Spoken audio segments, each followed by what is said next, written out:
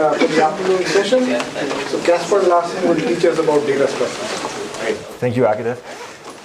Yes, so I guess as those of you that were here for the last session already saw a little bit about data structures, where Anoop covered some lower bounds for static data structures. But this session we will be talking about dynamic data structures. So just to make sure that everyone knows what a dynamic data structure is, I think most of you are probably computer scientists and had some sort of introduction to algorithms course at some point, but maybe some are mathematicians and don't know. So the goal in dynamic data structures is to maintain some sort of database under updates to the data, and then you should support asking queries to the data. Okay, so you have maintain data set, let's call it, under updates and queries. So I'm just going to give a brief example of a data structure problem that we'll also be proving lower bounds for. So there's updates and queries. So this is sort of like a toy data structure problem. Maybe use it as subroutine in other data structures or algorithms. So this problem is called prefix sums. So here the data you're maintaining in the data set is just an array of n entries. I have an array A, it has n entries. N. And initially this array is just initialized to all zeros. And then we have updates and queries to this array. And what an update does is that, so an update takes an index I from 0 to n minus 1, and it takes a value delta, and then the effect of the update is that you add delta to array entry I. Okay, so it's a simple operation, and that's the updates you need to support. And the queries we'll be considering here is a prefix sum query. So let's just say Q of I. So a query is specified by an index into the array as well. And the goal is to return the prefix sum, meaning I sum from entry 0 up to I. Can you change pens? It's hard to read. It's hard to read? Okay, I'll try with some other ones. You just have to keep rotating. I'll try these ones. Okay, so updates. Oh, this is not much better. Okay, so add delta to some index in the array, and the query is again specified by an index, and then you have to sum all the numbers in this prefix. Okay, so for instance, if you had already made some updates, this is 2, this is 0, 1, 1, 3, and 0, then the answer to this query is supposed to be 7. Right? You add up the numbers and return them. So this is sort of like a classic toy data structure problem. And what is a data structure then? The data structure is then some sort of representation in memory of this object that allows you to answer these queries and update sufficiently. Okay. Are the deltas always positive? What? No, we can say it's positive and negative. What we'll be assuming here is just it's some L-bit integer. So let's say delta is in minus 2 to the L to say 2 to the L, something like this. Okay, maybe off by 1 if you want L bits, but just some bounded integer. L is say, so in most settings, when you implement these data structures, you will do it in a word RAM model. So what's the word RAM?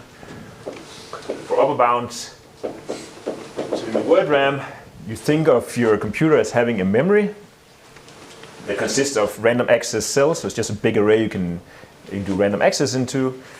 And this array, the memory, each cell has some W bits. Okay, so I think Luke also mentioned this. And one common assumption when you work with these problems is, for instance, that L is less than or equal to W, so that you can store a weight in a memory cell. And typically you also assume that W is, say, at least log n, so that a memory cell can store a pointer into the array. Okay, so normally if you work on a normal computer, you have 64-bit variables, so you can store pointers to all your memory locations. So this is a common assumption in data structure upper bounds. And each, again, this is like a random access memory, and you think of the cells as being indexed by integers. And so for simplicity, we will say that the largest one here is 2 to the W minus 1. So and address of a memory cell also fits in one word. Okay. So a solution to this prefix sum problem is a fairly simple solution. Of course, right, it depends on what is your goal. Do you want to reduce the update time as much as possible? Or do you want to reduce the query time as much as possible? Or do you want to balance the things, the two? Right, so in one extreme, if I want really fast updates, then what I do is, so then my data structure is, I just store the array as it is, right? So whenever I get an update, I need to add something to this entry. I just do that. But then the problem is the query time becomes really slow, because if I need to compute the prefix sum, I have to go through all these entries and add them up.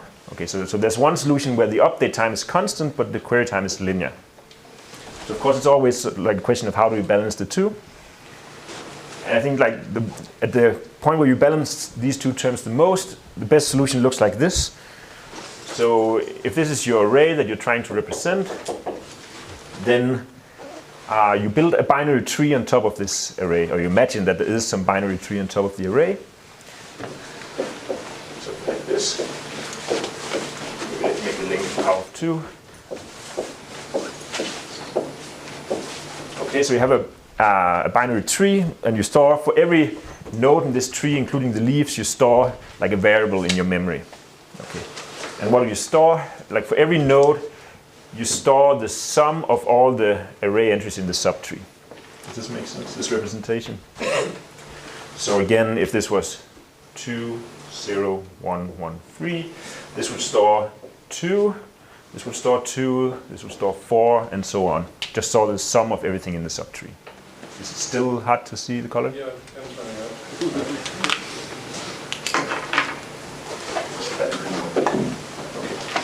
This representation, if I need to update this representation, if I need to add delta to this node, you see that this representation, the only nodes that change are those on this root to leaf path, and you just need to add delta to all of them.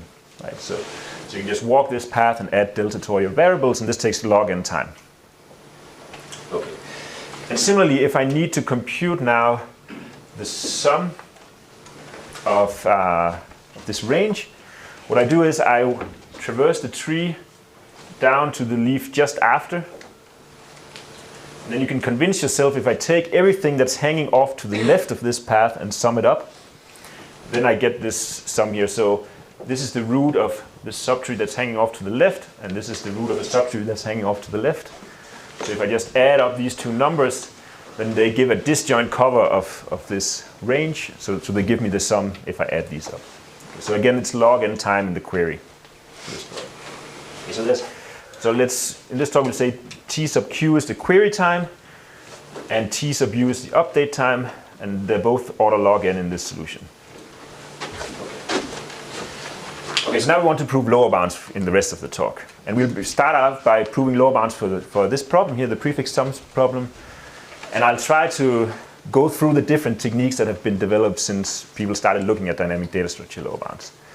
And I try to, I think the proofs are not identical as the original ones, but the technique is sort of the same. It's the same ideas, just simplified, I think, using what we know today. So the first technique I'll go through is one by Fredman and Sachs.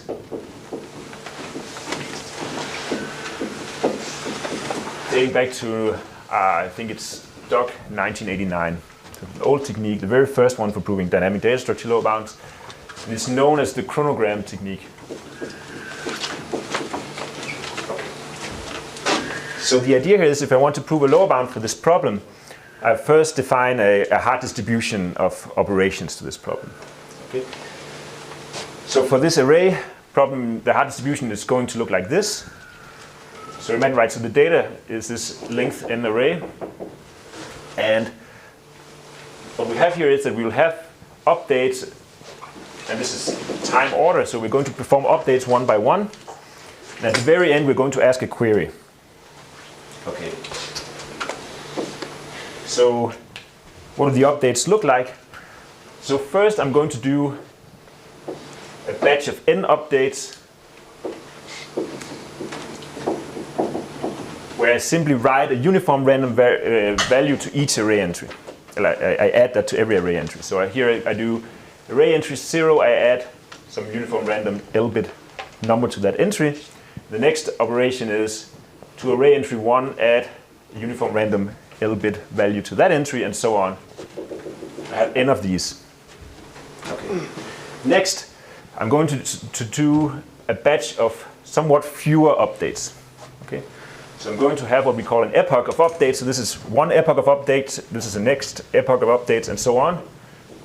And the size of these epochs go down geometrically. So the ith epoch in this game has size beta to the I. Okay. For some parameter beta we'll fix. So in particular, this is epoch number log base beta of n. The next one is epoch log base beta of n minus 1, and so on. Okay, so they go down, the number of updates go down by a factor beta each time. And what do the updates look like inside the ith epoch? Well, it's just the same as this one, except that I space them out in the array. Okay, so when the first epoch updates every single entry, the ith epoch updates every n over beta to the ith entry.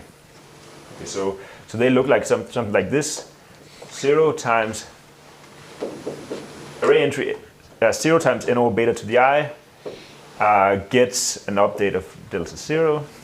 The next one here, 1 over it gets an update, and so on. Does this make sense? So I just go to the array and space out my updates evenly in the array. So the locations are deterministic. In this setting, they're deterministic, yes. I believe, perhaps in the original proof it was not deterministic, but here it's deterministic. So I space them out. Okay, so that's my hard sequence of updates, and then at the very end I'm going to ask a uniform random query. Okay, this is Q, and Q just picks an array entry, and now you need to compute the prefix sum up to here. So you need to sum all these values here. Does this make sense so far? Okay. And Beta is what? Like beta is some parameter we'll fix. more than 1? It's more than 2, yes. It's at least 2 or something. It will be, if you want to know, it'll be proportional to the update time. So I is going from the right to the left, is it? Yes, this is, yeah, so, yeah, right is, there's 1, 2, 3, 4, and this is log base beta of n. Yes, so, okay, so this is the smallest epoch. Epoch 1 consists of just beta updates, and then you go up until you have n updates in the last one. So if beta is at least 2, this sequence has O of n operations in total. Makes sense? Okay. So now we get to sort of, we have to sort of prove now that this query has to read a lot of memory cells. That's what we hope to prove. Okay. Because then the query time has to be high if we need to read a lot of memory cells. Okay, so let's try to prove that. And here's where the sort of the name chronogram technique comes from. So their idea for proving such a low bound is to look at, if I have a data structure D and I run this sequence of operations on it, okay, that would produce some sort of memory state. That makes sense, right? So the memory state of the data structure, if I run it, remember again, the data structure is just a bunch of memory cells from 0, 1, up to potentially 2 to the W minus 1. Each of them stores some W bits. And if I run all these updates, then I look at my memory cell. Okay, so some of the updates, some of the cells have been, this is not very good, have been changed. Okay, so some of the cells have been changed. And what I'm going to do is I'm going to take all the cells that have been updated, and then I'm going to color them based on which epoch that the last epoch that touched this cell. Does that make sense? So as I go through all my updates, when I'm finished with epoch 1, perhaps all these cells have been changed in memory. Then I go to the second, so this is the, let's say, the black epoch. When I get to the next epoch, this is the green epoch. What the data structure does is it starts to write some cells. Perhaps it changes some of the previous cells. So then we overwrite the color, and so on. Does this make sense? So I color the cells. So a cell is colored, let's say I, if its last update was during epoch I. Does this make sense? So the cells are now colored based on when they were last changed by the data structure. Okay, so now the idea is that we're going to define a set of cells for every color. So Ci is just a set of cells with color I. Does this make sense so far? So we have a bunch of sets. All these sets are disjoint. Each cell is only associated to one of these sets, the one where it was last updated. Okay. So the proof now proceeds as follows. So let me go over here again.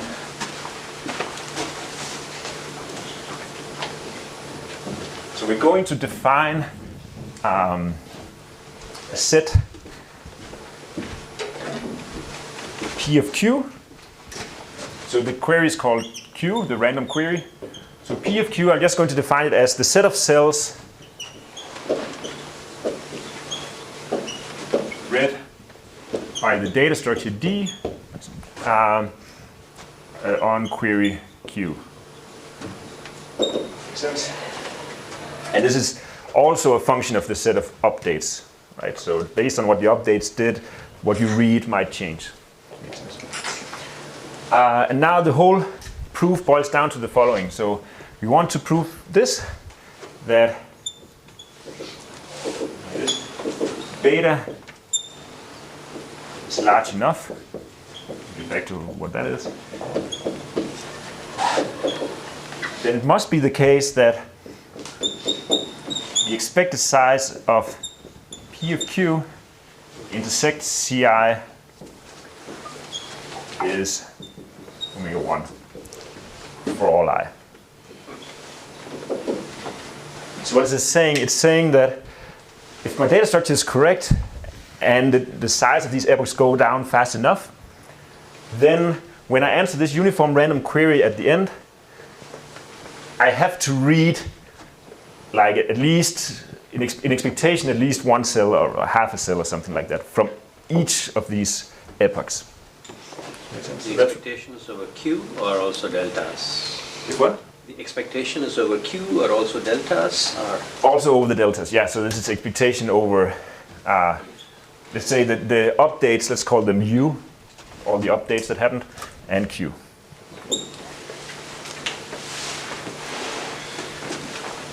So if we do, let's have some notation here that we'll use. So let's have a random variable that's U log base beta of n for the updates in epoch log base beta of n down to U1. And maybe we can use U to denote all of them. Okay. All the updates that happened. And Q is the random variable giving the query. Makes sense? Okay. So first of all, so before we try to prove this, we can give some sort of intuition why this has to be true. You know, why would a correct data structure have to read something from every epoch? And there's a really good reason for why. So if you think about it, so here's epoch I. There's some updates happening in there. And the query is at a random position, so its answer is going to depend on what happened in here, right? Because it's the sum of also some of the updates that happened in epoch I. Yeah? So what happens if the data structure is just doing all the prefix sums after every update? Then the update time is going to be very large. Right. And beta is going to depend on the update time. This large enough is going to be something depending on the update time. The lower bound on the query time becomes constant in that case. Yeah. Okay. So the answer somehow depends on epoch I. And if we don't read, if we assume for contradiction that maybe there's a solution that doesn't read from epoch I, then somehow all the cells from outside should tell us what we need to know about these updates. Does that make sense? That's an intuition. Okay, so now we can try to look at, so what about these sets, C log base beta of n down to Ci plus 1. So everything that happened, everything that was written before epoch I. These things were written before you did these updates, right? So somehow they cannot contain any information about these updates, right? Because you didn't know what the updates were going to be when you wrote these sets. So somehow these are useless if we want to know what epoch I does to the query. So that's one intuition. And so then the other intuition is, so why can the small epochs not help us, or the ones in the future? Well, there the idea is that, so if the update time is really small, then all the things that they wrote, it has to be a small set of cells, right? So in particular, if you look at an epoch, how many cells can it change? How large can this set Ci be? Well, if the worst case update time is Tu, so there were beta to the I updates during epoch I. Each of them can change Tu cells, and each of those cells can have W bits. Okay, so this is the size in bits. Right, so all the cells in a set Ci make up for this few bits. Okay, so if you look at all the epochs, you look at all these epochs Ci minus 1 down to C1, or the little epochs, the ones that come after epoch I, the total size of their sets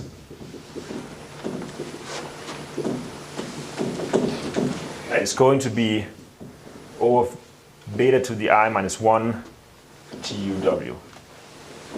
That makes sense? The biggest one of them dominates the sum because it goes down geometrically fast. Does that make sense? So all the little sets are so small. This is much less than, so how many updates were there in epoch I? There were beta to the I updates. Each of them inserts an L-bit random number.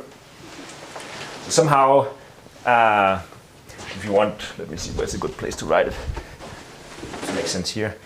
Entropy of the updates that happened during epoch I, so the amount of information that's in epoch I, is there were beta to the I updates all writing an L-bit number. If beta is sufficiently small, then all this information is going to be less than this one. Does that make sense? Yeah. All the information that's being written in all the future epochs is so small that it cannot really help you on epoch I. So that's the intuition, and let's try to prove it formally. Maybe it'll be clear if it's not clear yet how it shows up. But that's the basic idea, that everything that happened before cannot help you because it was in the past. Everything that happened afterwards, there's just not enough time to write the stuff you need to help you on these queries. That's the intuition. So therefore you have to read something from epoch I.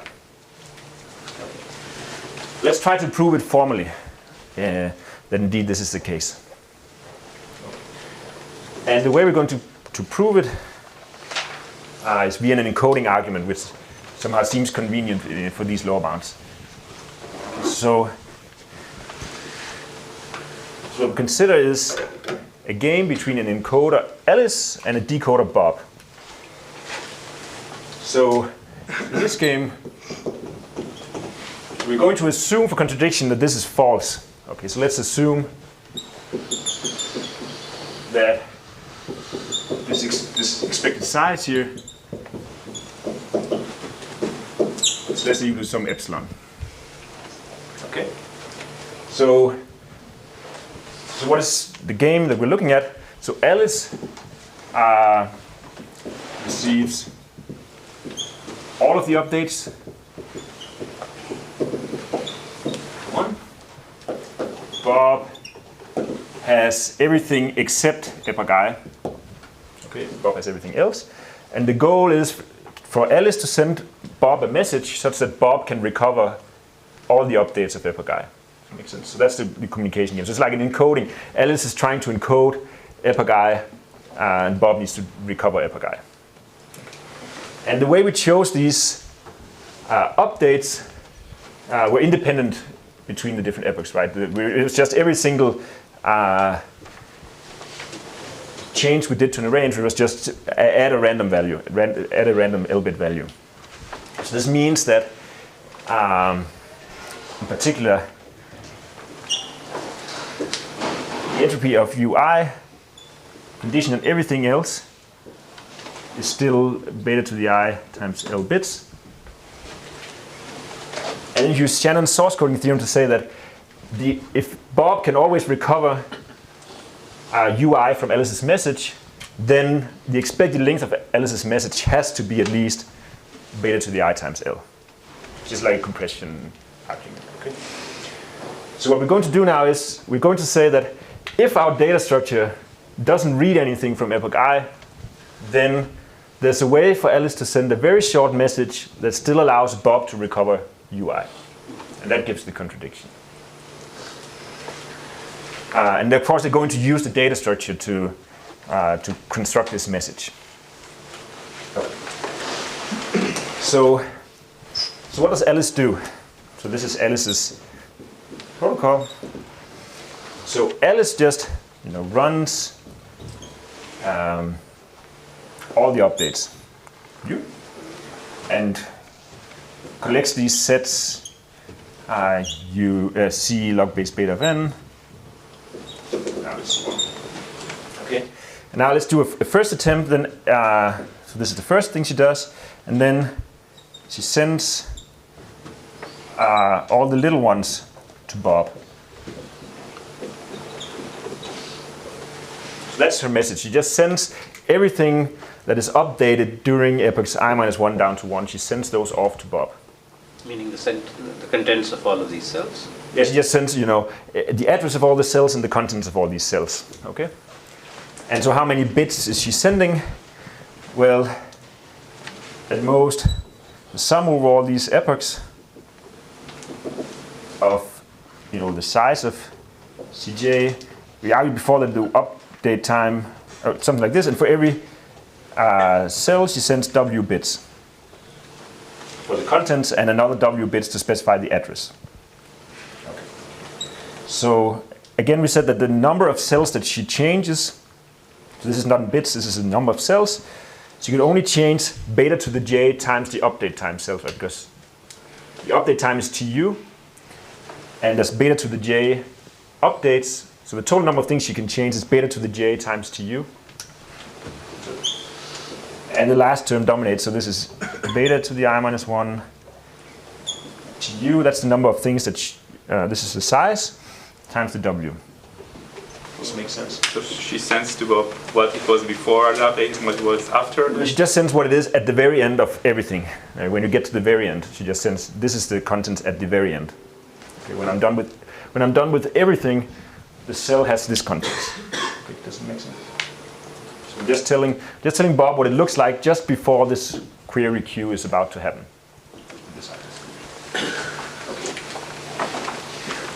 So here, this is where we're using this geometric decay in the size of the epochs, because this is small. It might be small compared to this thing here, right? So I think a normal assumption is that or what we'll be assuming now, just for simplicity, is that L is theta W. Okay, so let's say it's theta log n. I think this is the most natural case to consider.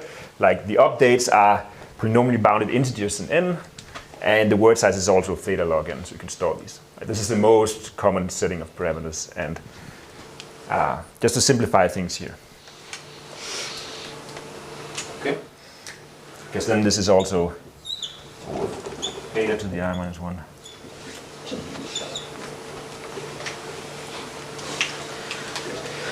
If W and L are within constant factors of each other.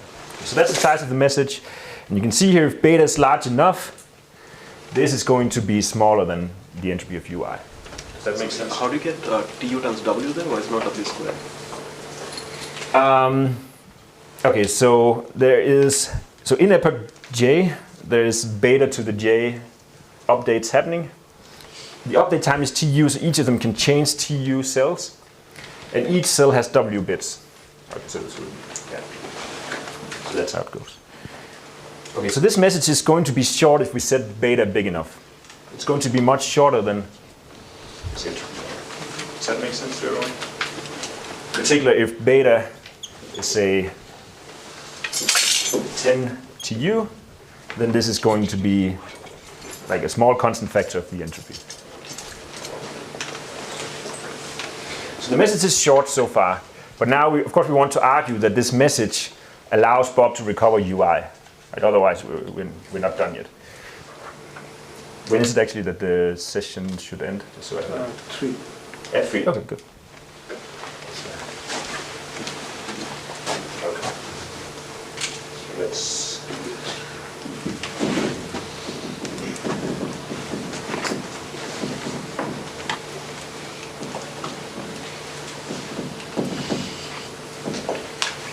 So we're going to see what can Bob do now based on this message. We're not completely done yet. We'll change that a little bit, but let's just see what happens. So what does Bob do? So Bob has, let's remember, Bob received everything except epoch I. Makes sense? So Bob essentially on the time axis here, Bob knows all the big epochs that precede epoch I. Then he has this unknown chunk of updates, and then he knows the little ones as well. Right? So what Bob does is that, okay, so he knows everything that happened before, so he just runs the data structure up to this point. Okay. And constructs the memory as it was at this point in time. Okay, so Bob now has the memory, and he knows what it looked like at this point in time, just before this happened. And now what he does is, so from Alice's message, he also knows everything that's changed during these epochs over here. So that makes sense. So he knows everything that's changed here. So what he does is that he first runs the data structure up to here, and then he updates the contents of the memory cells that Alice's message tells him that has changed. Does that make sense? So that means that Bob's idea of what the memory is correct, except in CI. Does that make sense? So everything is correct as it is over here, except for those in CI that Alice did not send to him and that he doesn't know. So everything correct, except CI. So what can Bob do now? So intuitively, if you look at our assumption up here, most of the queries that you can ask are not going to read anything from CI. Does that make sense? This is in some sense only going to be an epsilon fraction of the queries that will read anything from CI. So therefore what Bob does is just he runs, so Bob's decoding procedure is just run all queries Q. Assuming this is the correct memory.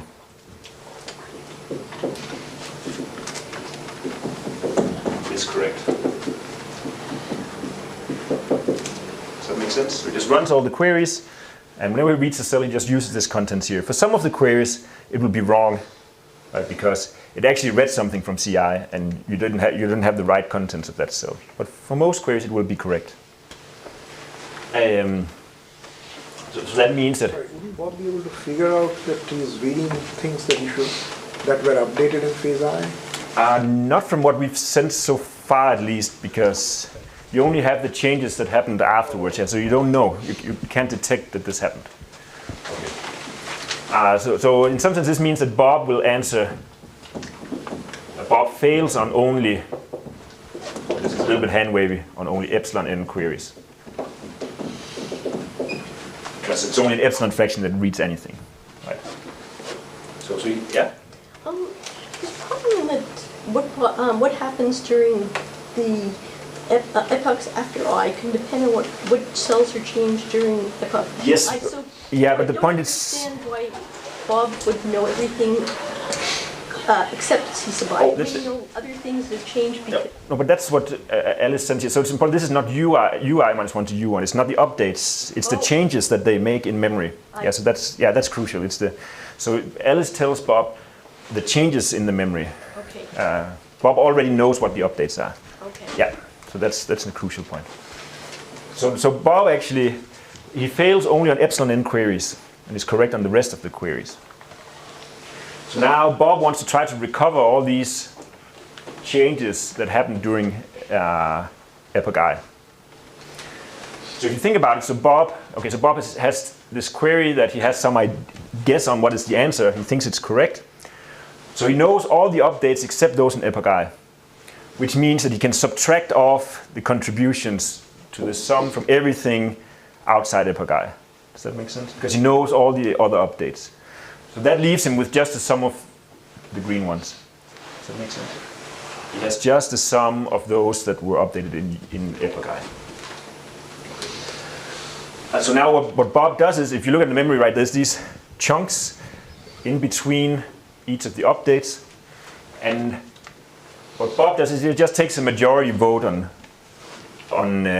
all the answers that he thinks are correct here. Does that make sense? So he just looks, I have all these queries. The spacing here is n over beta to the I. So I just take these n over beta to the I look at what is the most popular answer to the queries, and that is my guess for this entire prefix sum. Now, of course, this majority can only be wrong if more than half of these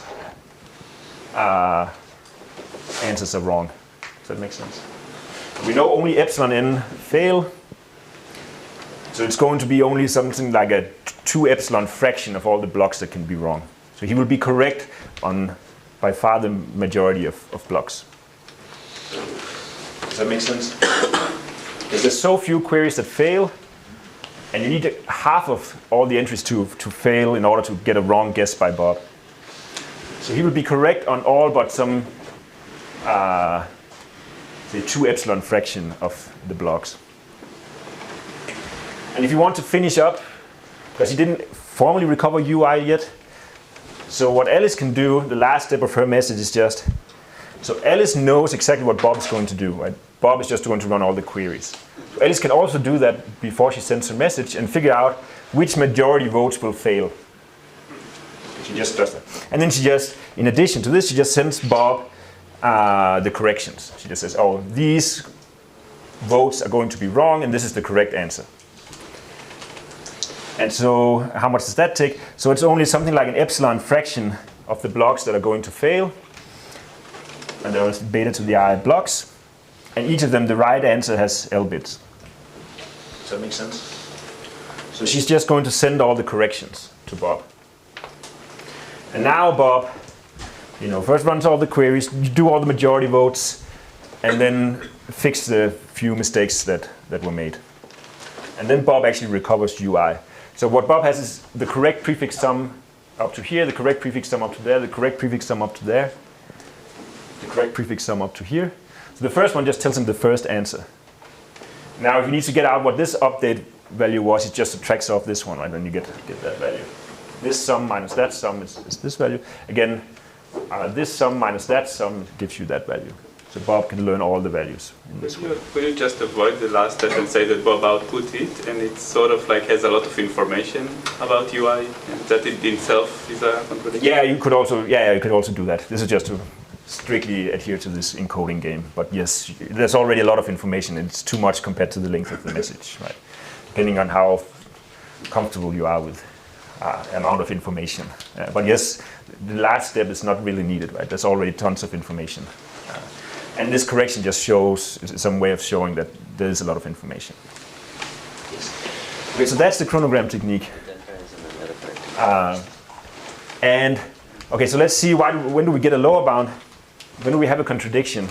Well, we have a contradiction if this plus that is less than beta to the I times L, right?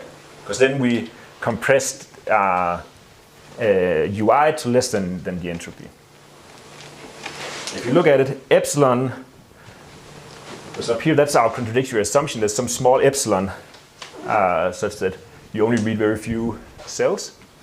The other one here, so I want to set beta large enough so that this is much smaller than here. Does that make sense? So we talked about before that if I set beta to something like 10 TU, then this is going to be much smaller than the entropy. Makes sense? Then this has to be at least the entropy, the rest. Does that make sense for everyone? So we get a contradiction because both this is much smaller and this is much smaller. And our assumption was this one. Makes sense? So this is wrong, and we have our conclusion here. So that was the original technique here. And so now let me go 15 years ahead. Wait, so what's the end result? What kind of low bound do we get? Okay, so what kind of low bound do we get, right? So our, yes, sorry. Put that here. Okay, so we just proved this claim here, right? So that in particular, if beta is larger than 10 TU, let's say, then the expected size of the intersection between the set of cells red and epoch I is omega 1. And why does that give our lower bound? So the sets C1 to C log base beta of n are all disjoint. So of course the size of P of Q has to be at least sum over I of the size of the intersection. Makes sense? Right, because these sets are disjoint. And now we just take expectation on both sides and use linearity of expectation. Then the expected number of probes is at least sum over I. The expectation of this was omega 1. And how many terms are this log base beta of n? So get this lower bound. And beta was 10 TU. Log base TU of n. It's basically the lower bound. Okay. So the time, and this was the expected time, right? So the expected query time.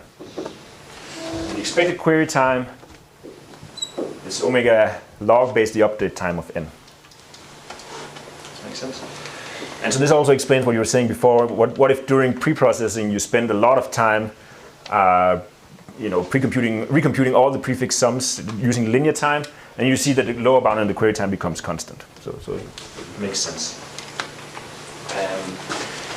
So if you care about, how strong is this lower bound, then you can try to think, so what is the maximum of the query time and the update time? And if you look at it a little while, you'll realize that this peaks at log n over log n as the lower bound. If you set the update time to log n over log n, then the lower bound of the query time is also log n over log n. You can actually achieve them? No, you cannot. You can, okay, so just a few words. You can also prove this lower bound if L is just 1. Okay, so the number of bits, you just set a bit. And there it's actually tight. If you just set a bit. But if you have the number of bits in an update was theta w, then it's not tight. The log n solution before is actually tight, and that's the next thing I'll show you. Yeah. So expectation is also overused. Expectation is also overused. So when you say like a constant fraction, so bug fields on it. Yeah. Okay, so I cheated here. I cheated a little bit. You need to. So can you say a bit of how that's done? This is just the Markov argument, or there's something? It's fairly easy. You just say for half of all the U's, the expected query time is most effect to 2 larger over a random queue. Okay.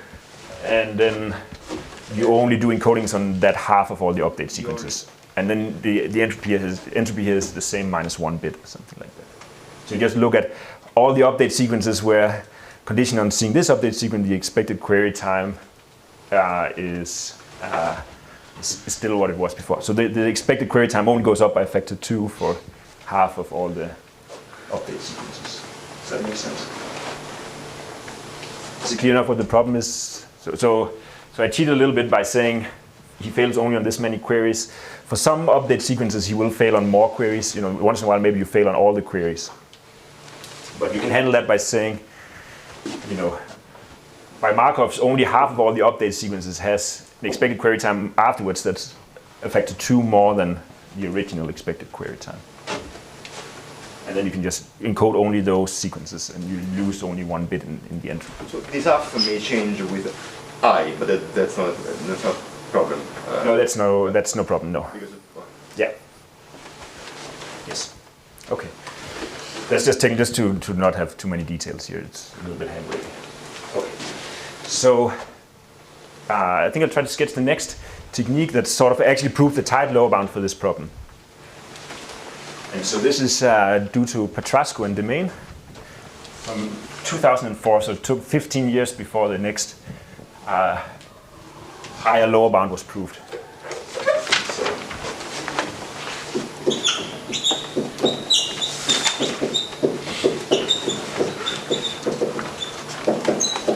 And so this technique is known as the information transfer. Yes.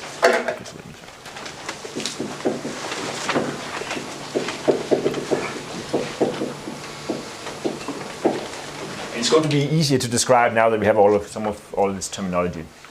So it's the same problem that we're considering, still these prefix sums, but we have a different way of analyzing instead of having these epochs. So what we do now is we can have like a hard sequence of updates, but this time we're going to mix the updates with queries. So we have queries and updates mixed with each other. And what's it going to look like? So now just, so the first update is going to, so it's going to be a little strange. I'll try to motivate why. So you're going to take an index in the array and update it like before. And now, so what do I mean by this arrow here? So the index that I'm going to update is going to be, if I take I, write it in binary, and then I reverse the bits. Okay, so it's called the bit reversal permutation. So sometimes the first index I'm going to do is 0, 0, so there's log n bits. 0 reverse is just 0, and the next entry I'm going to update is going to be 1, 0, 0. Like this. And you're going to take 2 reverse, add a random number again. So this is going to be entry 0, 1. So I just reverse the bits of the index. Okay, the reason why I do this is just that this, you will see a little bit later, the only motivation is that this spreads out the locations like before. It just spreads out where you update. That's the only reason. And this one is just convenient for the arguments later on. So just think of it like before, you just try to spread them out. And this is one way of doing it.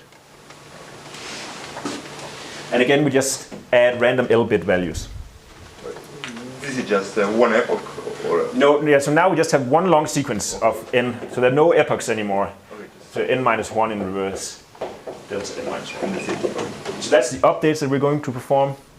And I said that we're going to mix them with queries. So we have some updates here, this is the sequence. And actually what we're going to do is just right after we did an update, we're going to do a query at the same index. So this is also 0 in reverse, and this is going to be 1 in reverse. And so makes sense, this sequence. So update, entry 0 in reverse with some random number, query the prefix sum up to that point, update entry 1, reversed, query the prefix up to that point, and so on. So it's still just a sequence. And now we're going to try to analyze it again to prove a lower bound.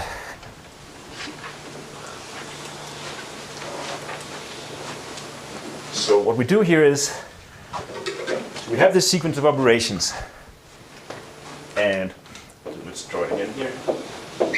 We're going to consider a binary tree on top of this sequence. So these are the queries, the green ones are the queries, the blue ones are the updates. We'll build a binary tree on top of this sequence. Let's say that there's a leaf for every consecutive pair, and so on. So we have this binary tree, which we call the information transfer tree. And like before in the chronogram technique, we colored all the cells based on last time they were updated. In this technique, instead we're going to, if we have a data structure and we run this sequence of updates, again this is time, we run this sequence of updates on the data structure, then we're going to look at all the cell probe, all the probes it makes into memory, all the reads. Yeah. You query again random position or the position? The position is not random. No, it's the same. So it's 0 reversed again, 1 reversed, 2 reversed. So it's a fixed sequence again. Okay. So what we do is we run the data structure. We look at so the data structure while it processes this sequence, it has its memory, and maybe when I get to this update operation, I make some probes into memory, some lookups. Okay. So maybe let's say it has a bunch of probes. Let's call them P1 to Pk.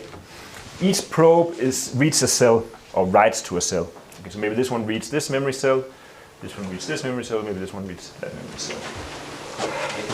So we're going to take the probes and then we're going to assign them to nodes in the tree in a clever way. So what we do is, so how do we assign this probe? We look at the cell it reads, it has address A, so it's cell number A. Then we go back in time and look at when was the last time that A was also probed. So we go here, when is the last time that A was also probed? Maybe this query over here also had a probe that read entry A. Does that make sense? So find the last time that this happened. So this has also some, let's say Q1, QS, I don't know. And maybe this cell also, this probe was also to cell A. Then I'm going to take my probe here and I'm going to assign it to the lowest common ancestor of this probe and that probe. So this one is sitting here, this one was sitting there. So go up the tree and find the lowest common ancestor. And then I'm going to take this probe and put it here. Makes sense? So all the probes that my data structure does is assigned to a node in the tree. Some of them are actually not even assigned. If I read something that was never probed before, I don't even assign it. Okay. So the probes have been put in this tree. And then we're going to define, so if this is a node V, then we're going to define a set. P of V is the set of probes assigned to V.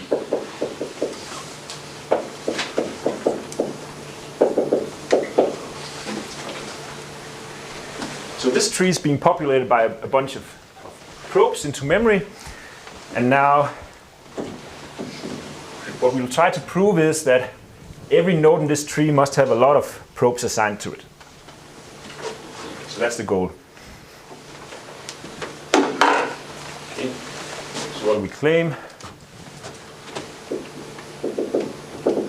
for all V in the tree,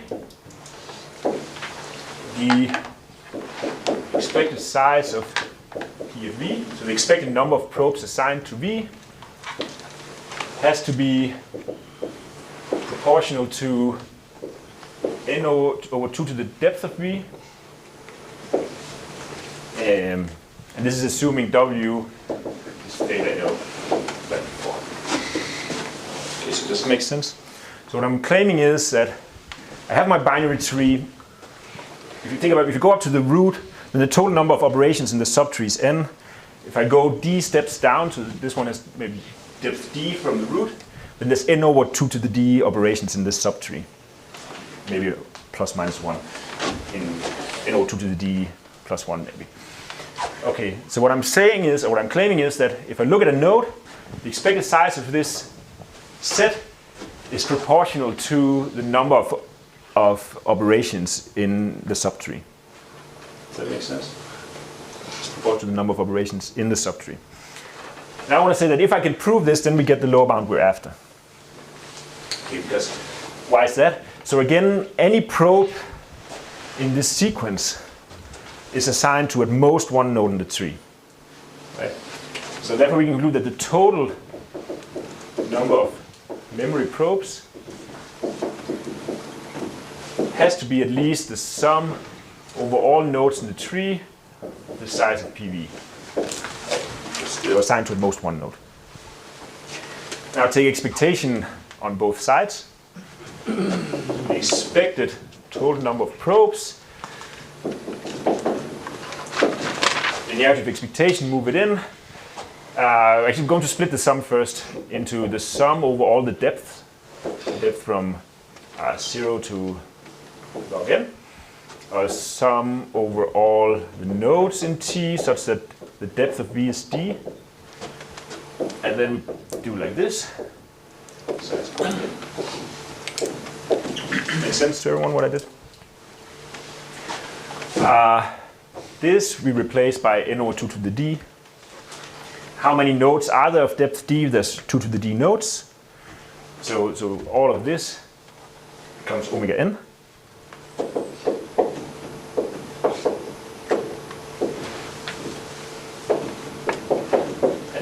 log n terms, so the total processing time is omega n log n.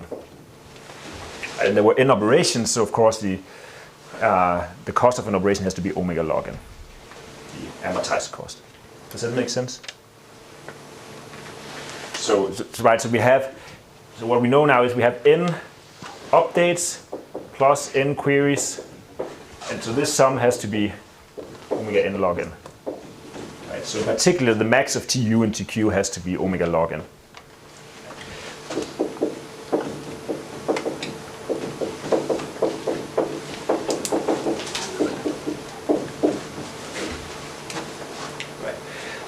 And so this is the tight lower bound as we saw before, right? We had the solution that had log n on both of them. This NTQ, why did we get NTU also? Because there were, in this sequence that we considered, there were n updates, and they have TU time each. That's the update time, and you have n queries that have TQ time each. So each one is represented in a different place, or no? Only the query, only the updates were being. Both queries and updates are having the probes assigned to the tree. Okay. Yeah, possibly in different locations. Possibly different locations. It can be all over, but every single probe that's being made in the entire sequence is assigned in this tree. Okay. And I guess before we try to prove that, it's probably a good time to do the break now. So let's have the break now, and then we continue afterwards.